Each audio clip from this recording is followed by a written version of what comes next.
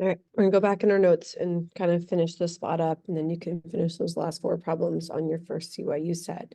The combined gas law is honestly a combination of the three ones that we had covered. So Boyle's, Charles, and Gay-Lussac's, right? So it's just taking those three and putting them together. And honestly, this is the gas law that's going to be on the back of your periodic table, but you can use it to solve the other three gas laws by ignoring whichever variable you don't need inside of the equation. But this is going to express pressure, volume, and temperature, all three related. And again, keeping a fixed mass of gas. So just like with Charles and Boyle's and Gay-Lussac's, we're going to keep the same moles. All right, so you're not changing how much gas is inside of your container. And so again, it's really honestly a combination of the other laws. So it is P1 times V1, there's your Boyle's law, over T1. And there's your Charles and your Gay-Lussac's law, equals P2 times V2 over T2. All right, so like I said, this is what's on the back of your periodic tables. If you're doing problems and all you have are pressures and volumes, it says temperature is constant, then you can just ignore the T. If you're doing problems and the pressures aren't given to you, or it just says pressure is constant, ignore P. So you can use this for Boyle's, Charles, and Gay-Lussac's law. And kind of same rules apply. So one, your P's have to be the same unit. So on both sides, just the same unit. So either both ATM, both millimeters of mercury, both kilopascal, both torr. It doesn't matter as long as they're the same unit. Same with your V's. So this is different than ideal.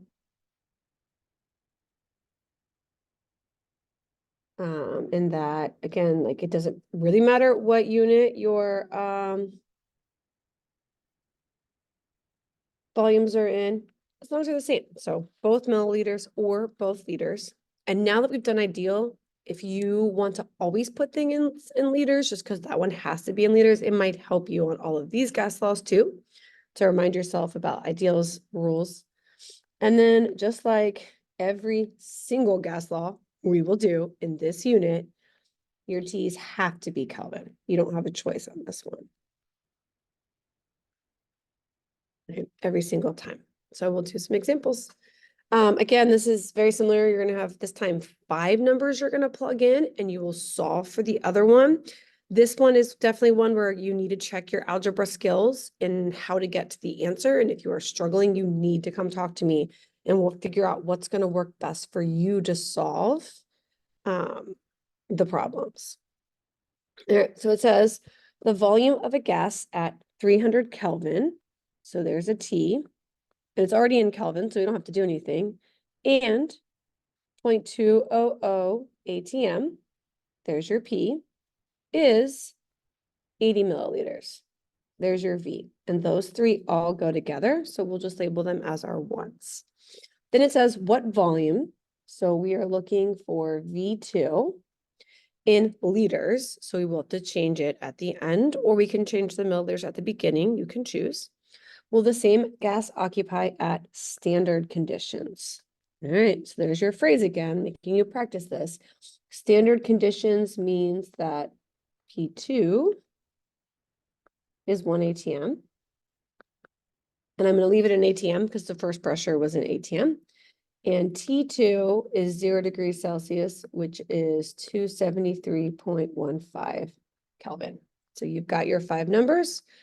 I'm going to plug it in.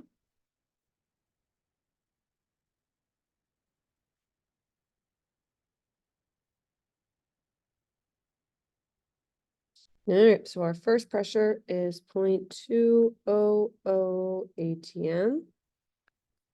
First volume is 80 milliliters. And if you wanted to convert that to liters, you can. Over 300 Kelvin equals, move my standard condition stuff out of the way. Right? Standard pressure is exactly 1 atmosphere. We don't know our second volume. And standard temperature is 273.15. And this is a really common thing chemists do. They turn everything they like volume-wise into standard conditions so you can compare, again, one lab to another. And now this is where pause to the algebra. All right, you have to figure out what's going to work for you.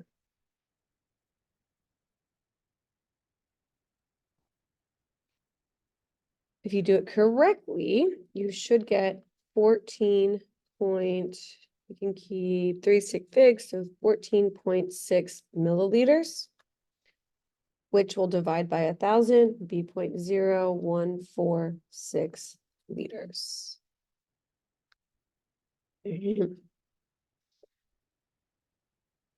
Second example. So it says 17 liters of a gas, so there's a V, has a temperature of 67.2 degrees Celsius. There's a T, add your 273.15. And that'll round to 340.4 Kelvin. And a pressure of 88.89 ATM. So there's the three that are going to go together. Okay. What will be the pressure? So we are looking for P2. If the temperature is raised to 94.6 degrees Celsius, and again, you gotta add your 273.15, and that is 367.8 Kelvin, and the volume is decreased to 12 liters. All right. Again, it helps if you label things as you go through and make sure you read carefully to know what numbers go together. But combined gas law is P1 times V1 over T1 is P2 times V2 over T2. All right, so we'll plug in. So 88.89 ATM times 17 liters over 340.4 Kelvin equals P2 times 12 liters over 367.8 Kelvin. And we'll solve for P2.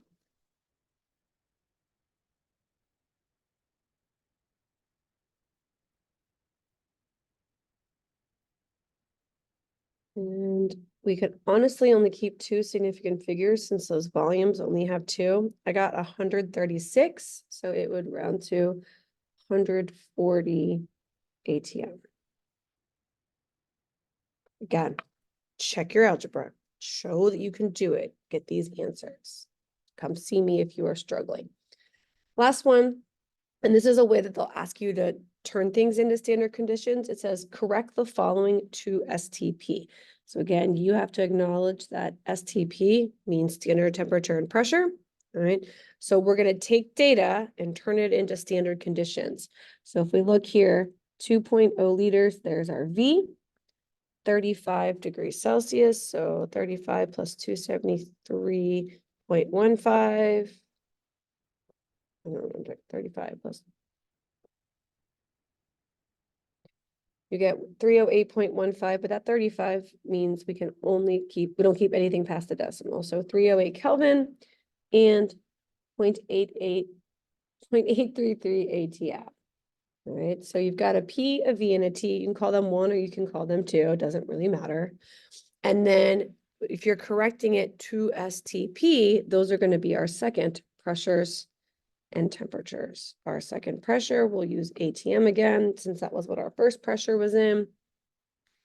And our second temperature would be 273.15 Kelvin. Let me plug them in.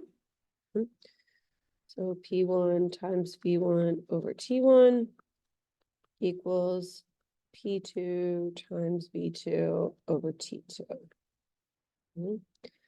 P1 is 0.833 ATM. This is what you're going to do in your lab. We're going to correct our volume into STP. Good morning. Just a reminder that we will be doing our ACT proctoring training in room 128 in about 5 minutes for those that were not able to make our meeting yesterday. Proctor meeting, 8 o'clock, 128. Thanks. Okay, so we plug them in, you do your algebra, figure out again. There are a lot of options on how to solve this.